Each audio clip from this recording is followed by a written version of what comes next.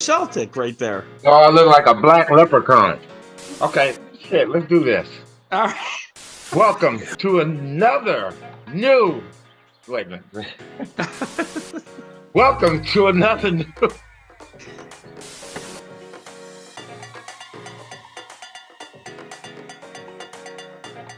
Welcome to your Christmas edition of Showtime with Coop, insightful BS with my Laker teammates and NBA legends. And in the house, we have, I want to call him family because really he's not, but he is because I've grown to like him as much as I hate his ass. Cedric Maxwell or Cornbread Max. Max, how you doing today? I am doing fine, Mr. Cooper. I got that same hate for your ass too, so don't worry about it. We're in the same boat. I still feel that way about Magic and anybody who wore them colors. Even your boy Bob McAdoo. Oh, come on. Well, since it's the holidays, the feelings are mutual. I am wearing green, and my skin is itching. But I want you to know, Max, this is not in honor of anything Celtics. It's the holidays, it's Christmas, and it's green. So I thought I'd kind of like tease you and fuck with you at the same time. But anyway, this green is not for you. Max, you look like a leprechaun. First of all, a black leprechaun. A black leprechaun. That's why I didn't want to play in Boston. Anyway, Max, that leads me to my first question. How did you feel about playing in Boston? You being for me, initially, Coop, I didn't want to be here. And the reason I wanted to be here because I was from the South. The teams that picked after the Celtics were the team that picked after the Celtics was Chicago. But the team that picked number 14 actually was Atlanta. And because I was from Charlotte, I wanted to go to Atlanta. Now, probably as well as I know how Atlanta was at that time. Probably the best choice was to come to the Celtics because for a black man coming up here, there wasn't a lot to do other than me hone my skills as a basketball player. So for me, it was a good situation. And the money was good. Gotta admit that. No. The money wasn't good. You made more than I did. My first 3 years, I made $30,000, and I'm not complaining. But that's what it was, and you did it. I made 70, 80, 80 my first 3 years, and I was a lottery pick. I was number 12. I was a lottery pick. Okay, so don't me do like you. Oh, let me cry too. But it's just one of those situations, Coop, that we were born in another time. And you look at players now. We're not, and I know neither one of us are hating on the players, but it's just a different situation. I mean, the pay scale. Did you ever think that Anthony Davis would be paid $60 million more than what Dr. Jerry Buss probably paid for the Lakers? Would you ever think that for 1 year? You just look at guys around you, but it just shows you how much money and how powerful the NBA has become since you and I played during that time.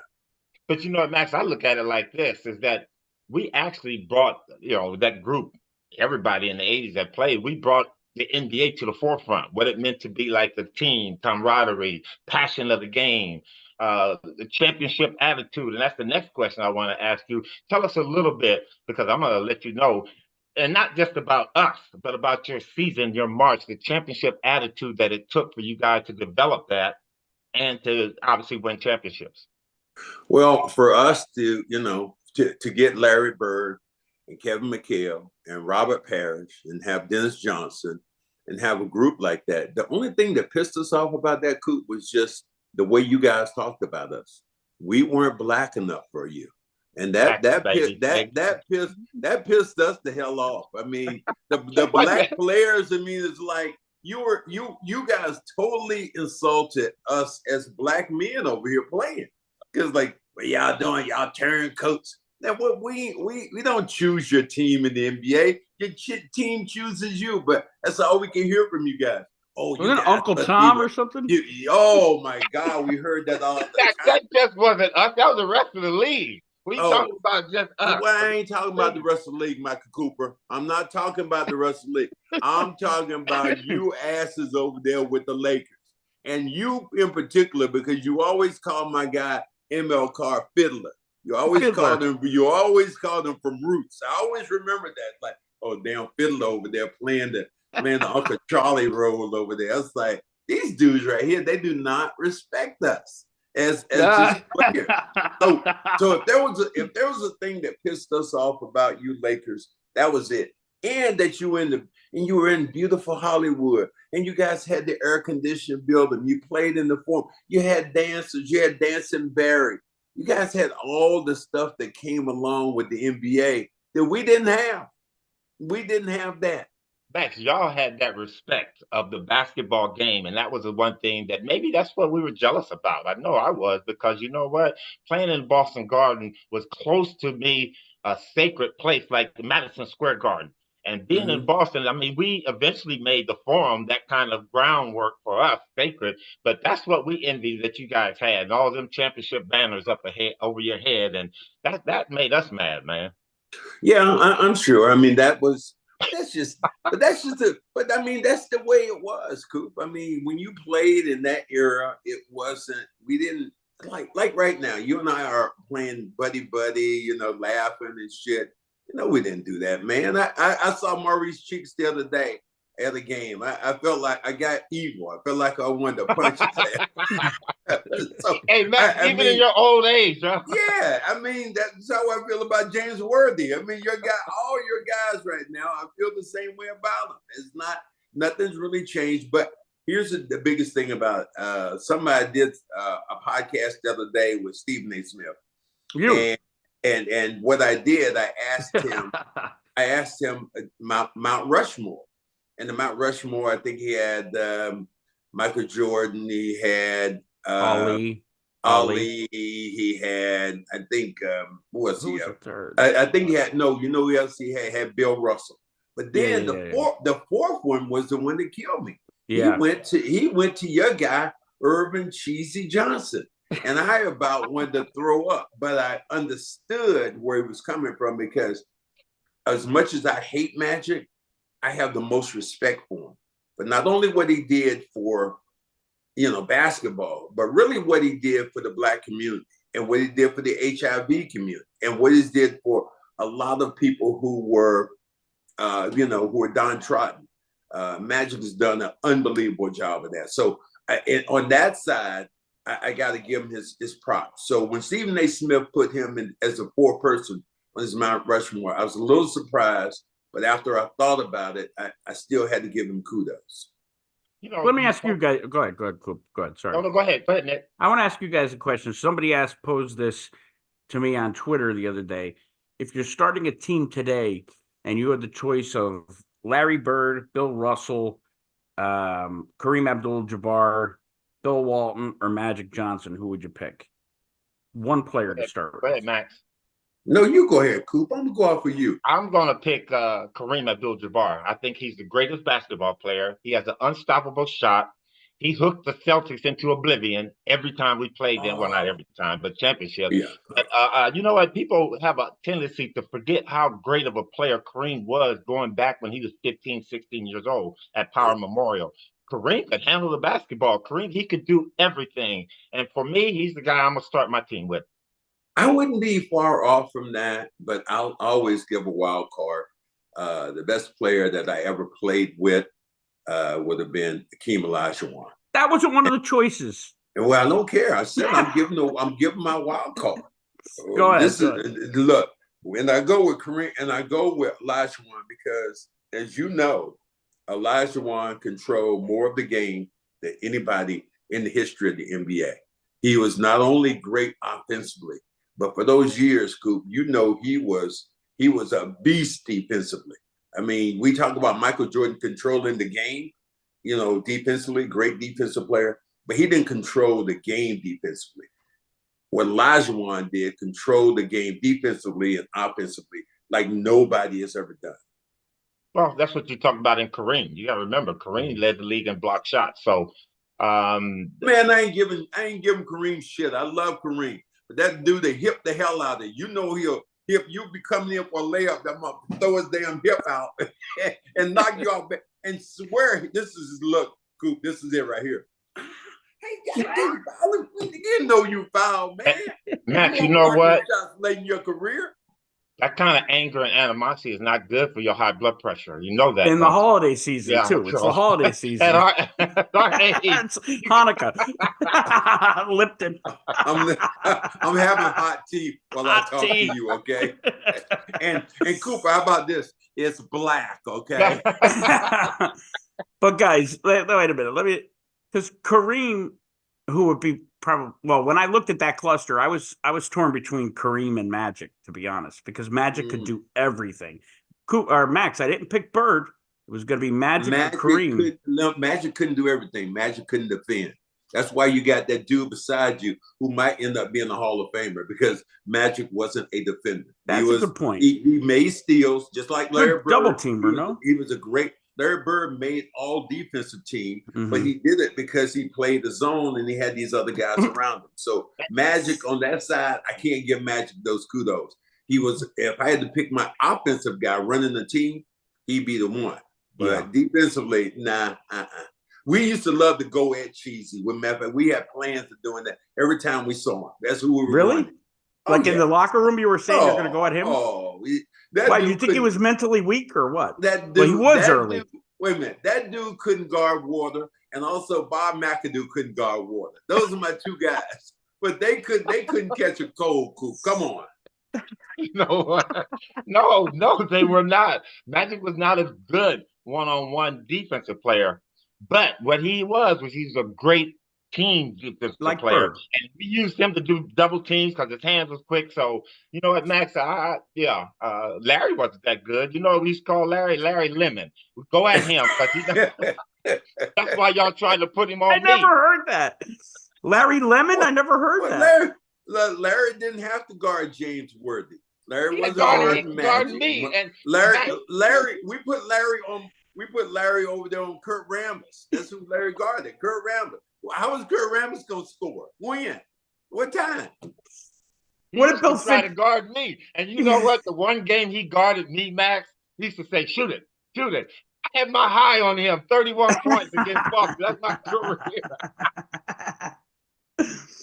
That's Max, hilarious. Listen, speaking of Larry Legend, and we talked about Magic a little bit, give us one of your best. Because Larry never talked to me. He did that one time where he said he's going to wear me out. But I'm hearing now, you listen to other podcasts and you hear things, James, where guy never said anything to me because he knew that wasn't going to affect me. What's your best Larry Bird story that you could tell us? Best Larry Bird story would have been one of them. I had quite a few, but I think if I had to pick one, it would be the time I was on the floor with the great Pete Maravich, who was on our team at that time. We had Pete at the end of his career, and we had Larry in the beginning stages of his career. So Pete passes the ball to Larry, to Larry. Pete's man runs down and double teams Larry. Larry puts some fucked up shot. It goes astray. He's gonna get one. And we come back to the bench, and Pete goes, Larry, you're being double teamed, man. You gotta pass the ball. And Larry looked up and said, if you were any fucking good, there would be double teaming me. I was thinking in my mind, that's gonna leave a mark. Wait a minute. This dude was a Hall of Famer, man. He was one of the best players ever to play the game. And Larry just insulted him. And this was Coop. This was his damn teammate. This is his teammate. That's what the arrogance of Larry, which I thought was just funny when you talk about black and white. And today we couldn't say that. Larry would be pissed off if the other team, the opposing team, put a white guy on it to guard him. They're like, so Coop, you were the furthest thing from a white guy. So he was all right with you guarding, but we played somebody like Detroit. They put Kelly Tripucka on him. He would just be insulted. like they had said somebody's mom. So it was hysterical when you think about who Larry was. And and the funny thing about this is we talk about, I told him this, and I've seen him a couple of times since. I had an autograph signing, Kareem. Kareem was my favorite player of all time. He was my favorite player, but he did something dirty to me that I didn't understand. I was on the court and I was coming down the court and he was near me and he just elbowed me right in the stomach. And I was like, damn, that shit didn't hurt me, but it hurt my damn feelings because he was my favorite player. And I told him about that later on. He said, man, you were a good player. So I wanted to, I was like, damn, that's how you go with a good player. You elbow him in the damn stomach. But he was my favorite player because not only that, and after I played with him in the Gold Trolley Tour, I learned so much from intellectually. He would like we were playing damn checkers, he was playing chess. And that's what when you think about his mind, and that's what I really loved about Kareem. You know what, Max, as your therapist, I just need you to take 3 deep breaths, woosah, and let it go, because this too will pass, okay? So let those little things go, okay? Max, my best Larry Bird stories, okay?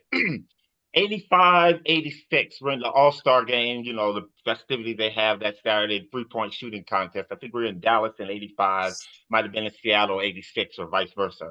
But we're all in there, Detlef Shrimp, myself, Dale Ellis. We're all in there warming up and everybody's talking and stuff like that. And everybody, the guys go, okay, all 3-point shooters, he's getting ready to give us the rules and all that. And Larry wasn't in there.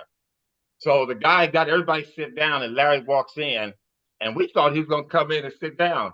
He said, I hope all you motherfuckers are finding out who's going to be second because I'm winning this shit, and walked out. He didn't even stay for the rules. And Max, went out there and won the thing. So, you know, that shocked me. I was blown away. He was an amazing player. And I look at players today and you think about it, that what we were able to do, and you were one of the first guys in the NBA that used the 3-pointer more of a weapon, as a weapon. You shot more early in your career because we didn't even think about that. We had Chris Ford, a 3-point shooter, but everybody else didn't use it that way. And to see how the game has changed, Coop, and to see what Showtime was about, getting layups and getting dunks and running people off the floor. I don't know how your game would have changed now, because you don't want the 2-point shot with Kareem, the most deadly thing ever to be around. You're not looking for that. You're looking for 3-point shots. So how would you guys' game would have changed in that standard? I don't think it would, Max. We grew up, and you kind of the same area I came in, is that it's about getting the layups, high field goal percentage. And you had the best sky hook in the game because throwing the ball to Kareem was like a layup. So for us today, that wouldn't have been a concept. Coop, bullshit. The game has changed now, Coop. Oh, yes, it has. You're gonna have to pull up and shoot threes. One of the things that pissed me off, I still think you guys were cheating. Game 4 versus you guys in LA. No, it was game 3 in LA in 1984. I would swear to God on my mom, I had to look at the tape. You guys were so fast that night. I swear to God, I don't think we scored. I don't think y'all took the ball out of bounds. Your motherfucking Coop Magic was fucking coming right behind. I was like, damn, did they take it out? Well, like, you know what? That guy you make fun of, Kurt Rambis, that was his specialty. And Kurt could get the ball out as fast as it went through the hoop, and Kurt had it inbounds to us. So that's how it would have changed. In today's game, if we were playing, we'd have ran these guys into submission here.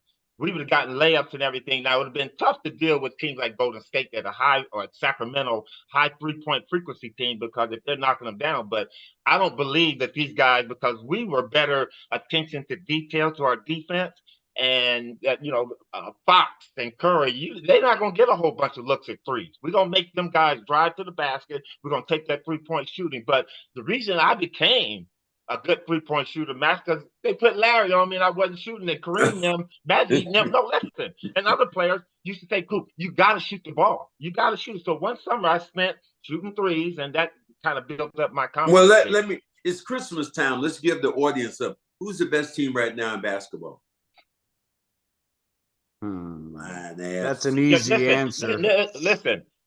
What, who is the best 12-0 at home? I ain't giving now Boston in professional basketball? I ain't giving Boston shit. The best team in, in the NBA right now to me, and their record may not show it, but Don't say the eventually the Lakers. cream rises to the top of Sacramento Kings. Uh, Them guys are good, man. You got to give them Kings credit. are good. Kings are good. We're going to see them, but they're not. Minnesota. They're not going to match the Celtics. Celtics have too many weapons for them. You know, the starting five, the starting six, and even when you start bringing some other guys, that's why the Celtics, I think, can beat you with either hand right now. And Porzingis presents a serious problem because now on that floor, anytime, Coop, you got five guys who can knock down treys. And then what that does is open up the lane for Jason Tatum, for Brown to get towards the hole. So and my guy that I said he's a lot like you. He doesn't complain, doesn't sit around. It's true. Drew Holiday. Holiday, man. Drew Holiday's a beast. He's a beast. So that's why I think right now, today, the Celtics are the best team in basketball. We'll see at the very end of the day. And, you know, I got to ask you, since you said that, you said Sacramento. So how do you feel about your boy Draymond? No, I was coming. I couldn't wait for this. Well, Max, you jumping ahead. Remember, this ain't your show. This is my show, okay? You're listening to Showtime with Coop. We got Max on. We got Cornbread, Max in the audience with us and going on. But before I answer that question, Max, we're powered by PrizePicks. You know what, Max? I would use PrizePicks as setting my bets. Hey, it's Nick from Showtime with Coop, and I've got something exciting to share with you all this week. If you're anything like me, you're always on the lookout for fun and simple ways to play daily fantasy sports. Let me tell you, you have to check out my new go-to place. That's PrizePicks. Seriously, this is the most fun I've had playing fantasy sports and winning up to 25 times my money this football season. And here's how it works. You can select two or more players, like for instance, say Saquon Barkley for more than 60 yards. Then just pick more or less on their projected stats and submit your entry. It's that easy. And the best part?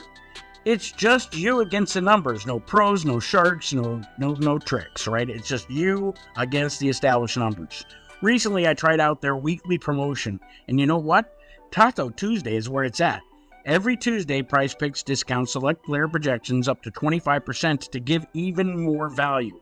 So not only is it easy and thrilling, but there's potential for some really serious returns on your entries. And if you've played with other platforms in the past, let me tell you what. Once I switched to PrizePicks, I genuinely thought, why the heck did I wait so long? Now here's the cherry on top of the cake for you all.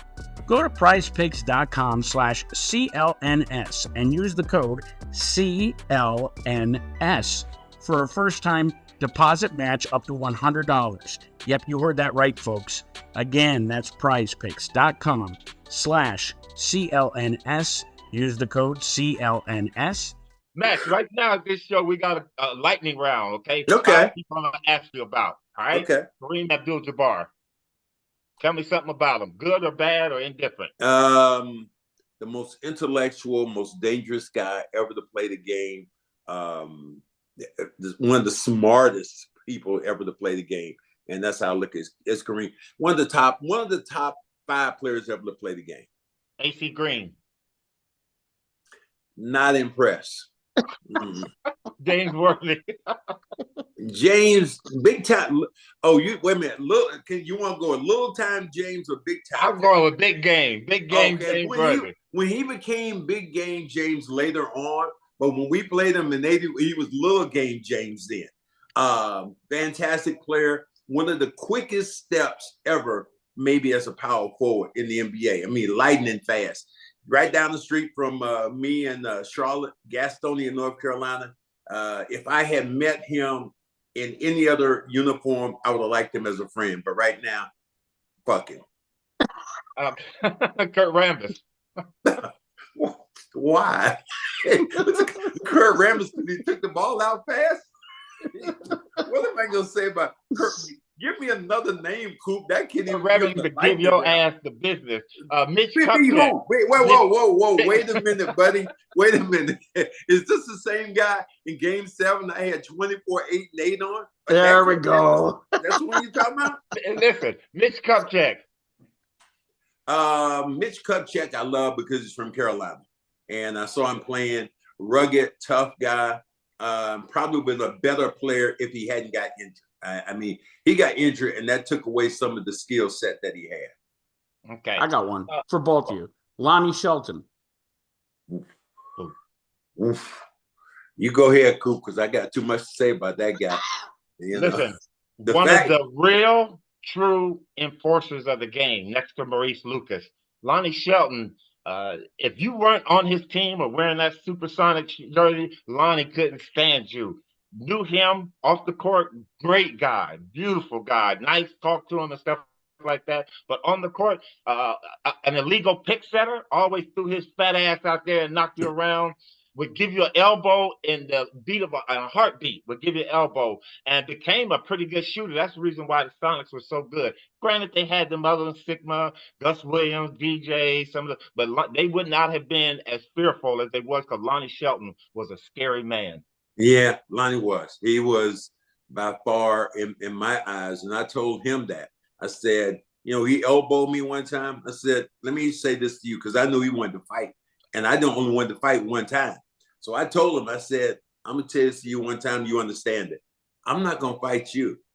But every one of these other motherfuckers that come through this lane, I'm knocking these.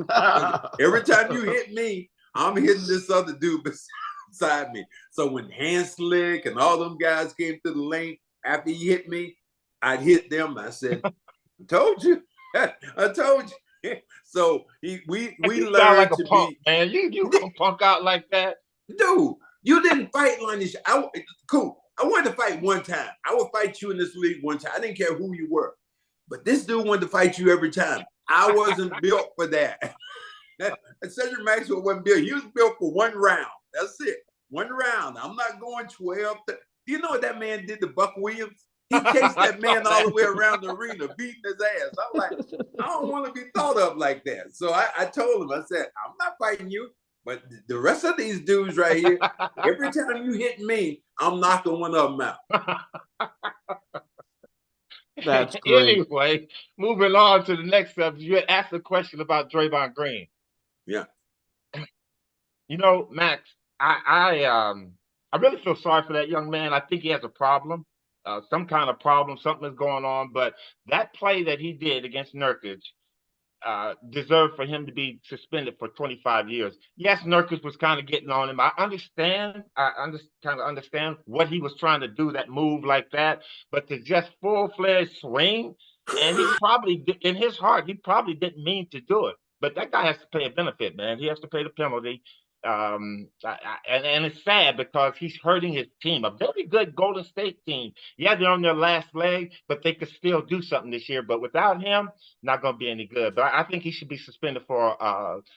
I'd give him a 25-game suspension for that one because that was uncalled for. Your thought? I think that his history says that I give him 25 games, if not more. I mean, his history of, you could make a tape, a compilation of, where he stomped people, where he's kicked people, where, you think about when he was playing, I think it was Adams, where he kicked him in the nuts twice, LeBron standing over, but if he was on your team, you like him, kind of, he would be, he'd be better suited. He'd been better suited playing during the 80s. Yeah. Because the 80s, all that shit went. They didn't care. They wouldn't even stop that play right there. They wouldn't even stop the game. But tell you what, after later on, somebody would have fucked them up later on in the game. Somebody would have got him later on, and it would have been a bench brawl that would have been crazy down there if he slapped anybody on your team. You think about it, anybody on your team. But in the 80s,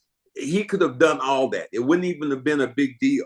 But right now, in the 2000s, 2023, that has no place in basketball right now. The way the game is being played. How does that affect their team? It takes their toughness. It takes their mental edge out because he's their enforcer. He's the guy who's going to get up in he's going to take the pressure from the crowd. I'm more concerned right now for me when I look at Golden State is what is happening right now with Klay Thompson. Everybody's been talking about Klay. I mean, the Celtics are going out here on Tuesday and actually playing Golden State. I'm more interested to see what happened with Klay because it said his shot is off. say he's looked lethargic. He looks slow. So I don't know. And I'll ask you a question. How would you have done Michael Cooper against that other assassin over there, that light-skinned baby assassin they got? And well, you know what? He was Curry. that tough. You talking about Steph. Curry. I would have been up on him, and I think I had the quickness to deal with some of the things he do. The one ability that he has, if he's a great ball handler, that boy can handle the ball. And when you get up on him, he's able to. But for us, it'd have been making him shoot twos. If we give up a lay, I'd rather do that than let him hit 3, 4, 5 threes in a row. So I would have played up on him a lot and hopefully got him going to the basket. You know what he does so well, though, to me? He relocates. Yeah. He never stopped.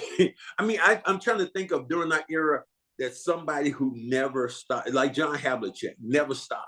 So you can't guard a guy who never stopped. Curry, if you think you stopped him one time, then he relocates and he's someplace else again. So you never, as a defender, you never can let your guard down. And that's, to me, that's what makes him so tough. And that's what a guy would ask a guy like you, how would you do with him relocate? You stop him on one pick and you take a deep breath, he's on the other side and you're done. Stick a fork in. Fitness is one of my specialties, Max. But you know what? I kind of agree with you. Dale Ellis. Dale Ellis reminds me of Steph Curry when he was with Seattle, because Lenny had him going off screens on one side, the other side. So you're right, that relocation is allows him to get open for a lot of shots. And if you got dead feet, then you're a dead man, because he's going to be on the other side coming off another screen. And his teammates look for him. Next thing I want to ask you, do you trade Draymond as management? Yeah, I think it's time. You had your full. Now you choked. Yeah, I think it's time now. I think if you can move him, you move him. If you can move Clay, you move him. Because I think what you're trying to do, you're trying to maximize the last, those last couple of good years that you're going to have with Steph. Steph, you're going to have him. He's going to need to be surrounded by like players or guys who can help him out. Right now, Draymond is getting slower. I would say you can see that Thompson's getting slower. So if you're going to make a move, I think this is the year to do it. They got rid of Jordan Poole. They became slower though to me when you go out and get Chris Paul. Chris Paul's a hell of a player, but Chris Paul right now he's on if there's a back 9, he's on the back 12 right now. So I think that you look at him, he's a great player. There's no doubt. Yeah. Still, you just look where he's going at now compared to how he was initially. He's one of the baddest dudes ever to lace him up at the point guard position. For sure. Max, you listening to the Showtime with Coop. We got Cedric Maxwell. Max, somebody I love to hate, but I love him as a friend. He's good. Max, what do you think of last couple of questions for you? What do you think of the in-season tournament that we just had, which the Lakers actually won the whole thing? So I'm going to give you a twofold question, okay? What do you think of that? And should the Lakers hang that banner? No. Okay. I'm sorry. Let me mute. All right. Let me go with the first part. You want the first part? It sucked because the Lakers won it. It was set up. It was set up actually for the Lakers and the Celtics to meet. Exactly. Denver. I mean, and but look Boston at couldn't uphold their end. So yeah, like the that's Lakers true. always do. We do our Lakers, thing. Lakers upheld their end. But the Lakers had an easier road. I mean, you think about you played against the Doughboy down there in New Orleans. I mean, eating tables, eating tables, Max. Hold on, Coop. You don't know who the Doughboy is, Coop? Come on. No, I don't know who you're talking about. He's down in New Orleans. You didn't see that stomach that he had? Hey, listen, Zion Williams is a hell of a player, man. That kid, if he were to lose, he is a hell of a player. Yeah, Coop, but he was a Doughboy playing against you guys. Come on, are you serious? That was his moment. You know what? You set him up, we knock him down. That's what we do out here in LA. If and you're saying in the second part, putting the banner up. If that floats your boat, then God bless you. But I mean, it'd be like the Celtics putting up, division banners. You see a lot of teams. We won the division, the West, and that. Man, if the Celtics did all of that, it will be the United Nations, you know, here. So Max, if Boston had won, you don't think they would be considering No. putting that up as a championship? I don't think so, Coop. I don't think so. I mean, the NBA almost forces you to do it because, you know, what they put in. Maybe years from now, I look at the end season tournament and I go, yeah, but it was nice. It worked out well. It pissed people off because of the point differential. I think there's some things that they have to work on. The Celtics had to win by 23 versus Chicago, and they were down, but they had them down by 27, and they're fouling so that, you know, Chicago couldn't get back in it. Then Chicago's players get pissed. The coach gets pissed over there. So I didn't like the point differential, but, you know, you saw some, you know, really cool in Halliburton, you know, who came to the forefront. And that was a good thing for Indiana. They played well enough to beat the Celtics. Celtics were a little shorthanded without Porzingis, but they still won that. And then they went on to beat him. I mean, my thing, Coop, I still look at everything now, the way the game is played. It's like, did you imagine, and I got to ask you a question, did you imagine what happened when Giannis went off because he didn't get a freaking, come on, Coop. Well, the guy scored 64 points, and they're at and home. What, Coop? Yeah, I think he should have got the ball. And what? Did Kobe get the 70-point ball? Do you know how many balls Yes, would he did. Kobe got the 80-point ball. Watch this. How many balls would Chamberlain would have had? Wilt Chamberlain. How many balls? If we get every game, I'm gonna have another ball. I mean, I'm not going off because he might score. What happens when he scores 69? Does he want that ball? Give him the game ball. What about this? He should. He set some unprecedented records for Milwaukee. Coop, he shot 40 free throws. 36. I don't care. He's going to the basket. Free throws. They call a foul if he puts his pinky in the paint. They call a foul. Coop, the man's getting about $400 million. Yeah. If he wants a ball, go to damn Spalding and buy some damn balls. If that's what you will. I want the ball I scored 64 with. I want that ball. Give me that ball. I want that one. And put 64 on it. That's what you put 64 on that ball. Ain't nobody gonna know the difference. Well, some of them don't want that. If I had scored 64, yeah, I want that ball. Give me that ball. I want that one. What about whoever his took brother? The ball or something like that? Give them another ball. I scored 64 with this one. I want that ball. Oh, I'm sorry. It ain't your ball, bro. It ain't your ball. I took our championship ball and we kicked y'all's ass in '85. You have it? Yeah. You have that? Well, you know what? Maxwell I had the ball. He had his ass on the bench. That's the one right there. Look, I was hurt. Okay. That's on the poor man. Let me just say this so we all understand. You probably wouldn't have won that year if I had to play it, okay? You wouldn't have won. You listening to Showtime with Coop. We're in here fighting with Maxwell again. I got my green hat on because I'm a pimp when it comes to pimping Boston. That's what we do out here at Showtime. Last question for you, Max. Then we're going to get up out of here, baby. If Boston, well, first of all, you talk about them doing so great this year. They got Porzingis. The key with him is how healthy is he going to be, okay? So sure. We still got a lot of season left. If Boston and the Lakers being the in-season champs, so we can say Boston and the champs play. What? Who win? Who win?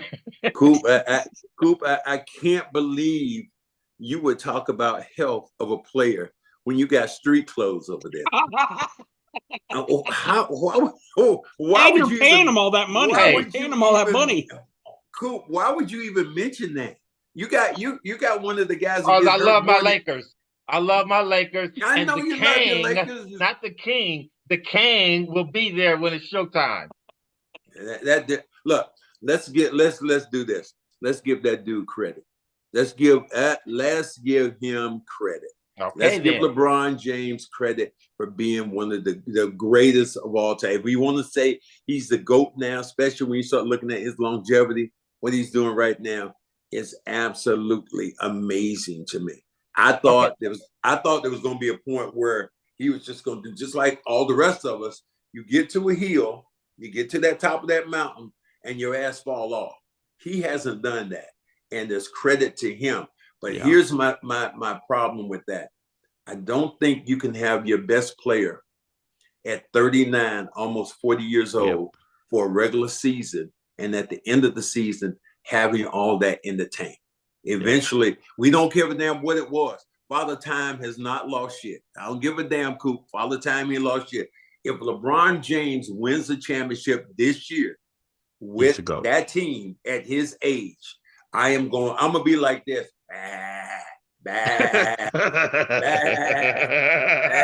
Okay, Max, listen, this is what I need you to say. Rephrase that question, okay?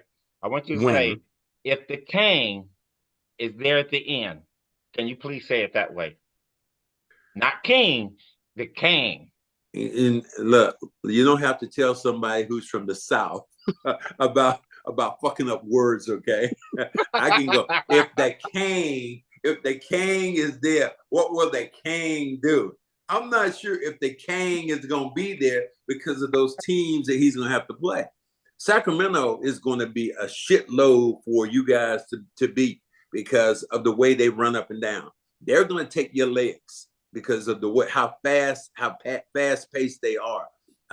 There's some teams out there. The defending champions are out there right now. And can the king get by that? I mean, that y'all got some formidable guys.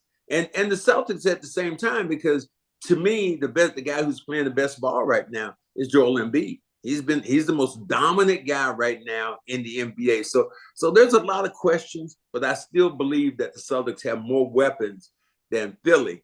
And that's at the end of the day. And if they stay healthy, again, just like you're saying, if they stay healthy, I think that Kane is going to have some lot of damn problems coming at him. I have two questions.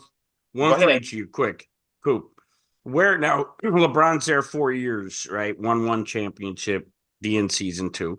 Where does he rank in like Lakers history? Like, don't go through a list, but is he in the top 5? He's definitely in the top 5. I'd give him top 5. I think the things that he's accomplished, breaking Kareem's scoring record and pushing that thing up to where when Kareem did it, everybody was saying nobody's going to break it. Well, we got a chance to see LeBron break it. He's pushing it to where it's going to be another 20, 30, 40 years for somebody. And somebody's got to come in the league like him at 19, 18 years old. Where you got to come in young and you got to come in scoring. And with the 3-point line, it makes it easy, but you're going to have to be a scorer to break this record. His records will be around for a long time. Max, where's Jason Tatum rank in Celtics history right now? Nowhere. Because they haven't won the championship. Good answer. Celtics are based on championships. They're not based on scoring. They're based on championships. And he knows that. Mm-hmm. He knows if he's going to solidify himself as one of the great Celtics of all time, he's going to have to win multiple championships, or at least one, put one in the bag. So I would, beside his name, I would put incomplete until he wins the championship. Love it. You know what, Max? If I wasn't married, are you involved with anybody, Max? No, I'm not. No, okay. I'm not. Okay, if I wasn't married, I would ask you out on a date because I love you, Cedric Maxwell. We're going to leave it there with you, baby. I love you, and you know how much I hate you. It's a love-hate relationship, but I love you, brother. Thanks for coming on, Max. Appreciate you. All right, brother. Thank you, guys. I'll let y'all later. Peace. All right. See you next week in LA. Bye, guys.